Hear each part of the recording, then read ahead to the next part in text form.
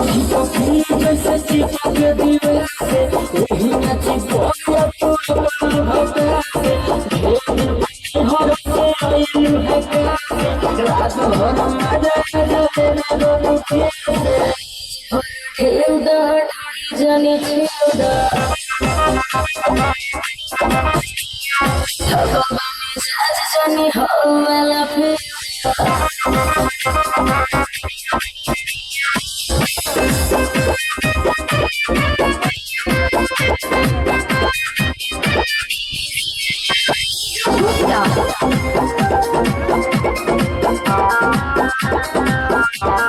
पोरे पोरे देह मोर टूटता मान जबान दम घुटता हो अपनी बात नहीं हो और की बात खेत जो आज जो आज भरा ठेका ठाठी जाने छियो